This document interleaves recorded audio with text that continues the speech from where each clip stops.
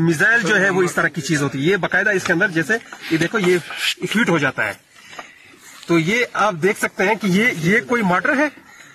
जिसने भी अगर कोई असले को थोड़ा सा भी जानता है, अगर और नहीं जान सकता तो गूगल पे जाके देख ले, वहां पे मोटर लिखे और मोटर से वो अंदाजा लगाएं कि ये मोटर है।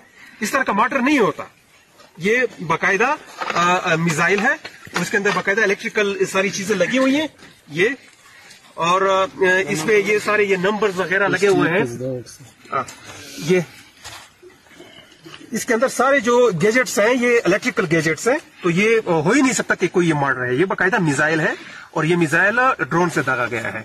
और बाकी और ड्रोन भी, और ये भी मैं आपको बताऊं कि ड्रोन कोई ऐसी चीज नहीं है कि जो दिखाई ना देती हो, या बिल्कुल साफ दिखाई देती है। उसकी बहुत सख्त आवाज है, लोग उसकी आवाज से भी बहुत ज्यादा तंग होते हैं। इवन लोग डिप्रेशन के मरीज बन गए इसकी आवाज की वजह से। तो ये सारे लोग यहाँ पे मौजूद हैं। तू से दागा ड्रोन हुआ का माटर हुआ लेकिन ये क्यों छुपाना चाहते हैं?